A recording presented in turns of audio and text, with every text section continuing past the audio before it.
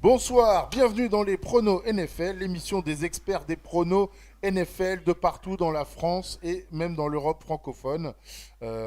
C'est les meilleurs, c'est tout. Il y en a, enfin surtout parce qu'il n'y en a pas beaucoup d'autres, hein, on a cherché. Mais c'est les meilleurs, c'est nos préférés. Voilà, en partant à droite en haut de l'écran, nous avons Rémi, notre expert belge. Celui qui va nous parler dans un instant, c'est Scooby, notre expert lyonnais. Il nous regarde un peu comme un tueur en série. C'est Yellow, notre expert multimédia, multiplateforme international. Et The Mug King, voilà, celui qui a son nom sur des mugs maintenant dans tout le monde entier. C'est Olivier Rivals. Voilà, on est très fiers de lui et honorés d'être dans sa présence. Mais pour commencer, c'est notre ami lyonnais Scooby qui va nous parler des Atlanta Falcons contre les Chicago Bears. C'est à toi, Scooby. Ouais, alors les matchs, ouais, le match.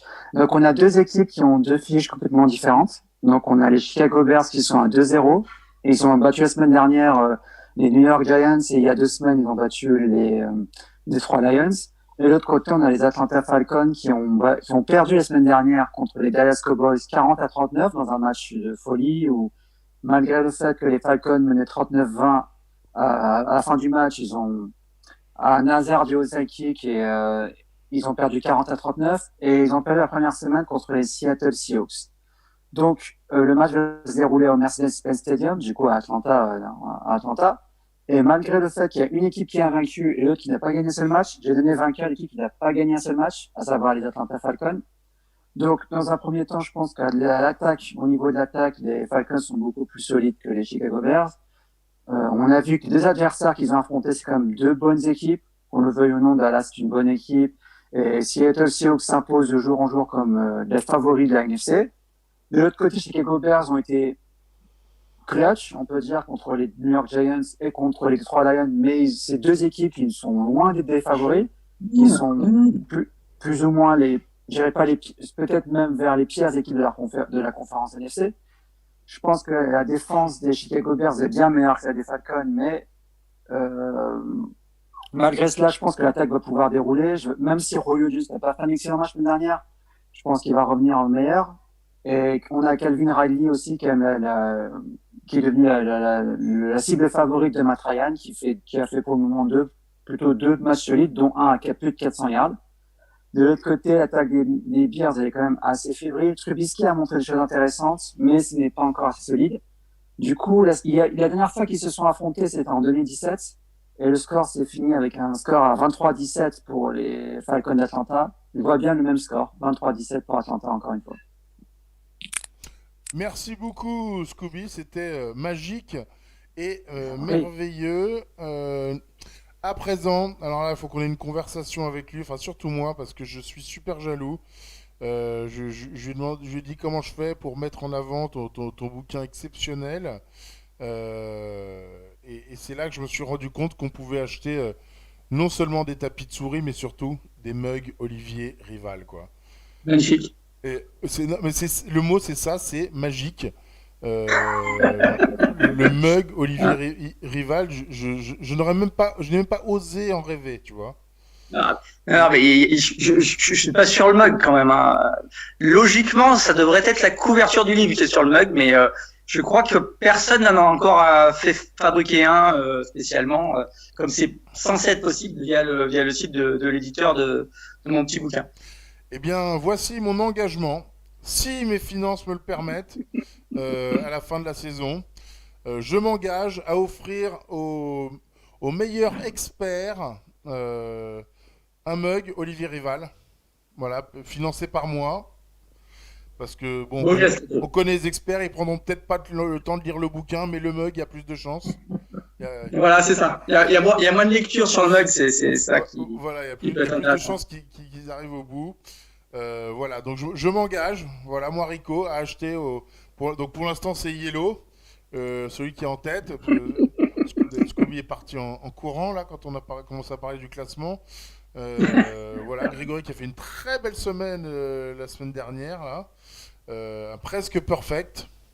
Et comme beaucoup, il s'est fait baiser par qui? Par les Bills, c'est ça? Les Raiders, il me semble, Les non? Ah Raiders. oui. Les Raiders, tout le monde s'est fait baiser par les Raiders à la fin. Ouais, c'est ça. Clairement. Donc voilà. Olivier, auteur de L'Amérique et le sport, qu'il faut Ouais. absolument, absolument acheter quand on va acheter son mug. Je veux dire, Oui, ça va avec. Normalement, tu peux pas acheter l'un sans l'autre, hein, mais c'est si tu faute. peux acheter le bouquin tout seul, mais le mug tout seul, je crois pas qu'il c'est C'est un possible. peu faute de goût d'avoir que l'un, quoi. Voilà, et vous trouvez ça sur évidence-boutique.com parce que avoir le mug Olivier Rival, c'est bien sûr une évidence. Voilà. Voilà. Donc ce soir, tu vas nous parler donc des Dallas Cowboys contre les Seattle Seahawks. Ouais. Comment on se place là-dessus? C'est un choix intéressant parce que c'est deux équipes qui ont gagné leur match à la dernière extrémité le week-end dernier. Donc c'était des matchs vraiment spectaculaires avec Dallas qui a fait une remontée magique contre les Falcons et Seattle qui a réussi à retenir sur la liste derrière de Cam Newton contre les Patriots. Donc c'est des équipes qui ont fait du spectacle la semaine dernière, qui se retrouvent là. C'est des vrais outsiders, même des favoris dans la NFC. Seattle a gagné ses deux premiers matchs. Dallas, qui avait déçu au premier match, a su rebondir contre les Falcons. Et là, il se déplace à Seattle. Ça va être, je pense, plus intéressant qu'on pourrait le croire. Parce que théoriquement, effectivement, Seattle est plutôt favori. Wilson a absolument été incroyable la semaine dernière. Tout le monde le voit déjà comme le MVP de la saison. Bon, c'est peut-être un petit peu tôt pour ça. Mais Seattle a quand même des petits soucis défensifs.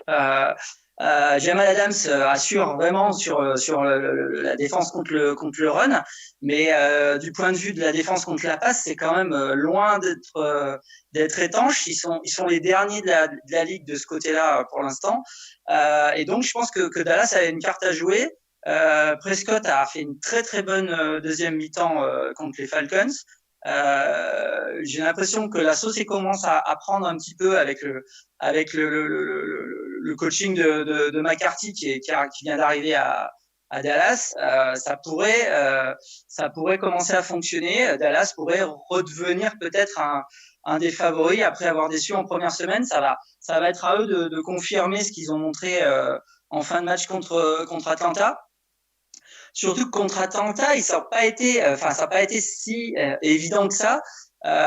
Ils ont donné 3 fois la balle aux Falcons. Donc il y a 3 turnovers à 0 au profit des Falcons. Et malgré tout, ils ont quand même réussi à arracher la victoire. Donc il y a un vrai potentiel dans cette équipe. Coach McCarthy est un coach intéressant qui a toujours des liens très forts avec ses QB. Donc je pense avec Prescott, ça peut être le coach qui va faire de Prescott un QB d'élite. Alors voilà, ça fait depuis qu'il est arrivé dans la ligue, on sait qu'il a du potentiel. Il n'a pas forcément toujours été à la hauteur des attentes. Peut-être que c'est cette année qu'on va le voir. Donc théoriquement, Seattle est favori. Tout le monde voit Seattle très haut cette année. Il peut effectivement gagner ce match, mais il faut se méfier d'une surprise de Dallas. Moi, je pense que le match sera serré et en tout cas, ça vaudra le coup de le regarder parce que il devrait y avoir beaucoup de points, beaucoup de touchdowns, beaucoup de jeux de passe. Ça risque d'être un match très spectaculaire. Donc, Seattle, si vous voulez jouer à la logique, mais si vous avez envie de jouer une surprise, je ne serais pas étonné que Dallas arrive à s'en sortir à Seattle.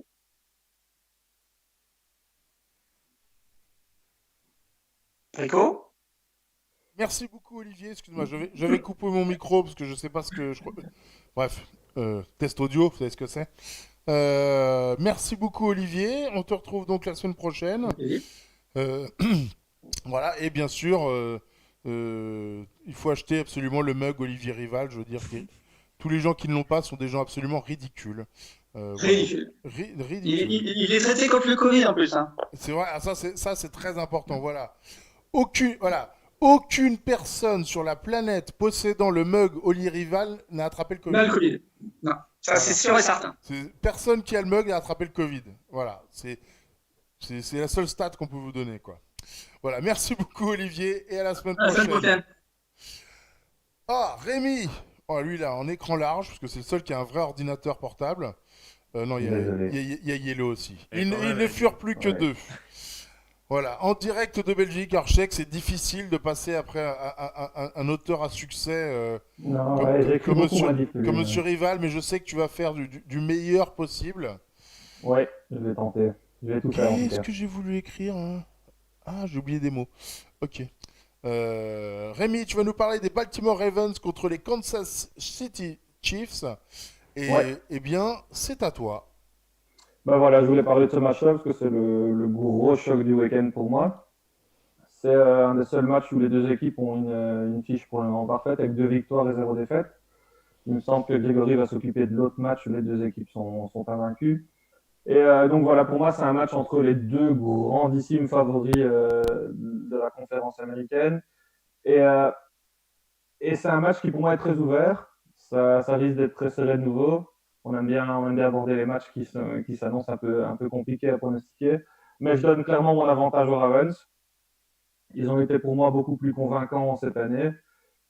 Les Chiefs ont gagné 2 matchs, mais c'était très très très très poussif la semaine dernière face aux Chargers qui jouaient avec quand même un quarterback remplaçant, la personne de Herbert, qui a fait un très bon match. Il a crédité d'un bon match, mais malgré tout, on s'attend à ce que les Chiefs gagnent un peu plus facilement face à des Chargers.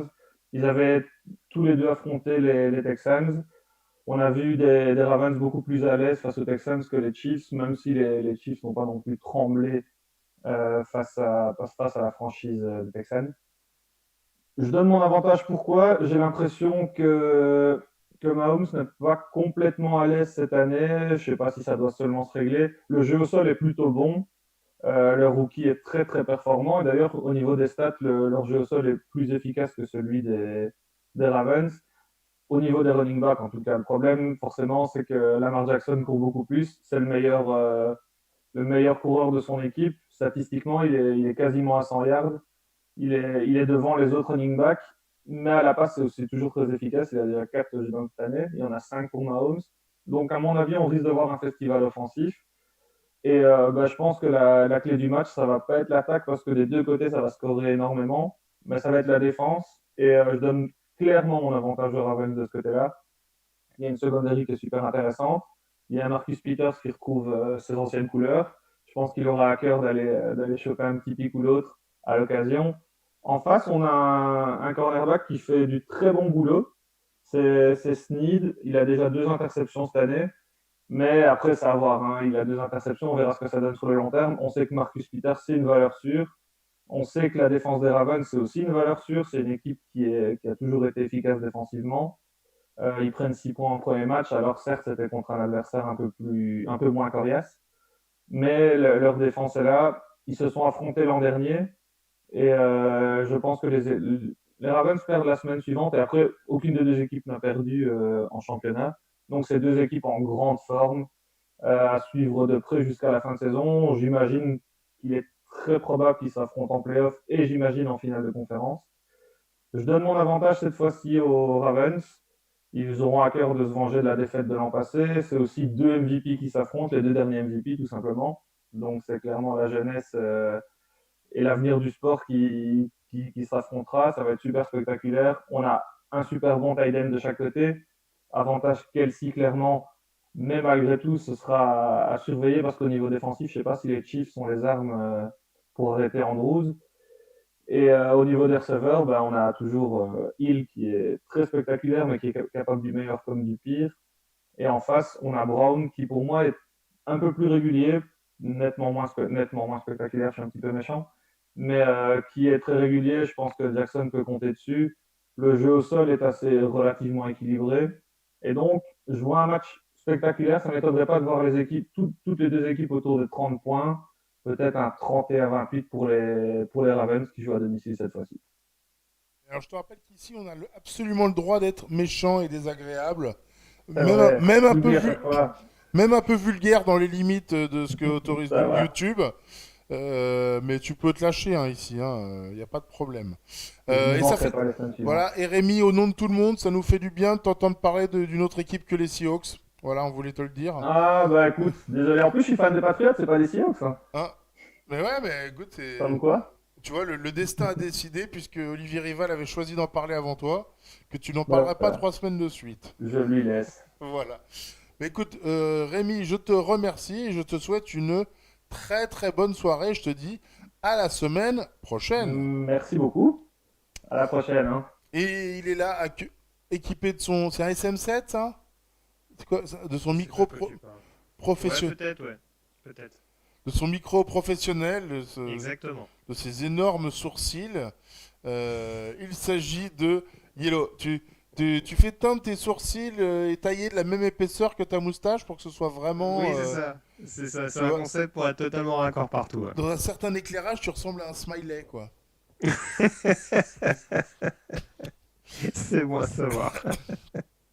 Donc, J'ai essayé de le mettre dans un endroit relativement éclairé, je crois que c'est raté. Hein. donc voilà, Yellow, il apparaît. Je vous donnerai bien une recommandation sur quel média le retrouver, mais il est sur Mm. tous les médias en même Ouais. temps, tout le temps. Mais j'ai pas de bug encore. Hein, ouais, tu vois, t'as pas complètement réussi ta vie Non. médiatique.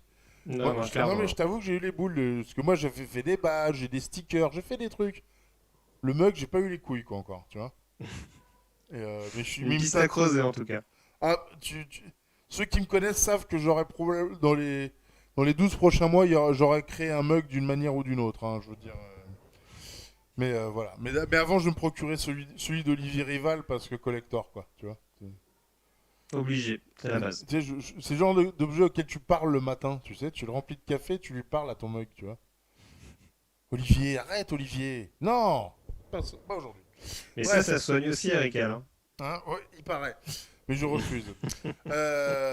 Yellow, Oui. écoute, c'est toi qui va clore cette magnifique émission où avec tout ce labeur, on a réussi à produire quelque chose d'à peu près buvable en nous parlant des Buffalo Bills contre les LA Rams. Ouais, c'est ça. Alors, Rémi en parlait tout à l'heure, c'est une des confrontations donc, qui oppose deux équipes invaincues. Pour l'instant, il n'a pas tant que ça, mine de rien, alors cette troisième semaine de saison régulière. Et ce duel entre Buffalo et les Rams m'intéressait tout particulièrement parce que c'est un match plein de paradoxes. Entre une équipe des Bills qui était très armée sur le jeu au sol la saison passée, mais qui a l'air de tourner beaucoup plus à la passe de ce qu'on en a vu sur les deux premières sorties, et une équipe des Rams qui, pour le coup, a vraiment, en tout cas de ce qu'ils nous montrent encore une fois jusqu'à présent, rectifié certains secteurs où ils pouvaient justement être en difficulté l'année dernière. Je pense notamment à la ligne offensive et au run-stop qui, pour l'instant, de ce qu'on en a vu, hein, ils ont joué Dallas et Philadelphie, mais pour le coup, si on prend l'exemple du run-stop, ils ont quand même joué Ezekiel Elliott avec les Cowboys et un Miles Sanders de retour avec les Eagles.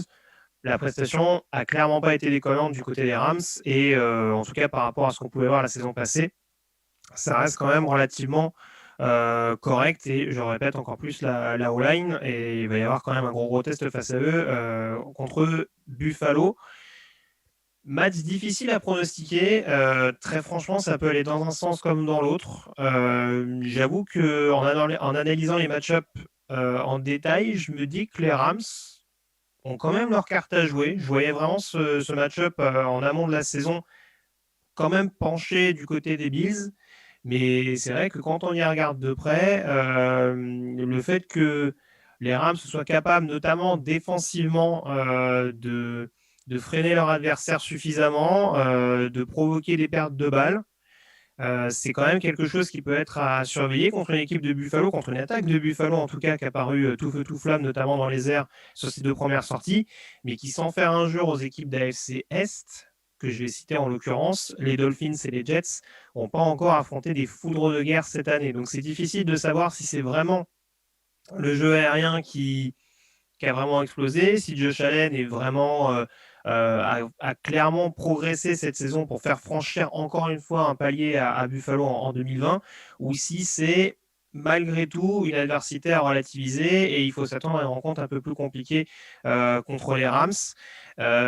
Sachant qu'en plus, sa cible prioritaire, Stefon Diggs, va se retrouver au coude à coude avec Jalen Ramsey, qui est très intéressant en ce début de saison. Donc ça va nous donner là aussi un duel assez mouvementé et sur lequel Josh Allen ne va pas devoir se louper. On sait qu'il y a un petit précédent entre Allen et Ramsey, avec Jalen Ramsey qui, lors d'une confrontation entre les Jaguars et les Bills à l'époque, s'était un petit peu moqué de celui qui était alors rookie. Et Allen, ça n'était pas trop mal sorti. Donc je pense que Ramsey va quand même avoir à cœur de montrer justement que voilà, ces petites moqueries à l'égard du quarterback n'étaient pas usurpées, même si très clairement aujourd'hui on n'a plus du tout affaire au même quarterback. Concernant l'attaque des Rams, que je parle surtout de l'attaque des Bills depuis tout à l'heure, l'attaque des Rams va quand même être à surveiller dans le sens où ils ont une bonne connexion, notamment qui s'établit avec leur tight end, Tyler Higbee. Alors, ils arrivent à trouver différents types de schémas. Ça jouait plutôt écarté, je trouve, contre Dallas. Ça a recentré un petit peu plus contre les Eagles, avec également Robert Woods qui a été utilisé sur le jeu à la course. Mais globalement, on a un Tyler Higbee qui a été assez intéressant. Et ce qui peut être problématique dans ce sens-là pour Buffalo, c'est que les Bills sortent d'un match contre Miami où ils ont eu toutes les peines du monde à couvrir Mike Gesicki, le tight end de Miami. On rappelle que Tremaine Edmonds et Matt Milano, les deux linebackers titulaires, traînent des blessures. Il ne me semble pas qu'ils soient sur la liste de réserve, mais en tout cas, ils sont quand même encore incertains pour le match de ce week-end. Et encore une fois, contre une équipe des Rams qui aime bien les tight ends, Tyler Higbee, Gerald Everett, pourquoi pas même le rookie Bryson Hopkins, il y a quand même moyen, je pense, de les mettre en difficulté dans ce secteur de jeu. Et l'absence de linebacker, ou en tout cas de linebacker vraiment dominant, ça peut également faire les affaires d'un jeu au sol qui a perdu Cam Akers blessé aux côtes, mais qui a quand même 2 running backs un petit peu habitués à être utilisés dans ce comité, en l'occurrence Malcolm Brown et Darrell Henderson. Donc, les Rams, mine de rien, se sont mis dans des dispositions, on dira, offensives, ou même d'ailleurs globales, parce que je parlais de la défense tout à l'heure, où il y a quand même un certain nombre d'éléments qui performent à un assez bon niveau, qui se sont bien jaugés, avec notamment des matchs contre Dallas et Philadelphie, qui n'étaient pas non plus imprenables. On a vu qu'il y a eu des blessés assez notables du côté des Cowboys, et les Eagles, j'en parle même pas. Donc là, c'est sûr que malgré les blessures sur le poste de linebacker, il va affronter des Bills qui sont un peu plus fournis, mais il y a tous ces petits points d'interrogation là, les pépins physiques également sur l'intérieur de la ligne offensive du côté de Buffalo, qui peut-être les handicaper quand on s'apprête à jouer un Aaron Donald. Après voilà, est-ce que encore une fois, Buffalo a joué un peu trop à sa main contre les Jets et les Dolphins, en tout cas d'un point de vue défensif, et va élever son niveau de jeu justement contre cette très bonne attaque des Rams, emmenée par un Jared Goff jusque-là impeccable? Ça m'étonnerait pas, et c'est ce qui m'amène à penser que j'irais peut-être plus vers les Bills. Je pense qu'il y a quand même une ligne défensive qui est capable de se réveiller un petit peu et de mettre un peu plus sur le reculoir cette O-line. Qui, bon, certes, encore une fois, n'a pas démérité sur les 2 premières sorties, mais n'a peut-être pas affronté les 2 meilleurs pass rush de la ligue non plus. Et je pense qu'avec Buffalo, ils ont un peu plus de fil à retordre, et je pense que ça peut gripper un peu la machine et permettre en tout cas à Buffalo, sans marquer 40 points, parce que paradoxalement, malgré le niveau des 2 attaques sur les 2 premières semaines, je ne vois pas forcément un match à 80 points, en exagérant un peu bien entendu. Je pense qu'on sera peut-être plus aux alentours d'un 24-20 ou ce genre de choses, mais je vois pas une orgie offensive où les 2 équipes seraient à plus de 30 points. Et voilà, je serais pas étonné en tout cas que les 2 défenses respectives mettent en difficulté Josh Allen et Jared Goff. Le jeu au sol, je pense, peut progresser également du côté de Buffalo. On a vu un Devin Singletary un peu en difficulté sur les 2 premières semaines. Peut-être également que sa complémentarité avec Frank Gore a été peut-être plus efficace que celle pour l'instant naissante avec Zach Moss. En tout cas, je vois quand même Buffalo rehausser un petit peu son niveau de jeu et dominer l'équipe des Rams de peu, mais très franchement sur ce match-là, encore une fois, je le répète, en analysant les match-ups de près, ce serait tout sauf une surprise que Los Angeles a s'imposer du côté de l'État de New York. Et surtout, pas d'orgie offensive. Non, important. C'est important. Distanciation sociale oblige. Oui, voilà, ce sera du célibat offensif. Bref. Voilà. Merci beaucoup, Yellow. Félicitations pour ta première victoire de la semaine dernière. Pas passé loin du perfect, mais tu m'as un peu mis la pression quand même, parce que le fait de savoir que j'effleure pour l'instant le mug, je te cache pas que ça va mettre un petit peu de pression avant les le mug Titi, je comprends, il va te motiver pour garder, mais bon, il y a un peloton qui a 2-3 points de toi, tout n'est pas gagné, sauf pour Scooby. Scooby, il est à 6 points, donc pour l'instant, pas trop de soucis à te faire du côté de Scooby, sauf si tu te gagnes. Ça peut aller vite. Il y aura des semaines beaucoup plus indécises. Oui, c'est ça. C'est ce que je crois aussi. En tout cas, je te souhaite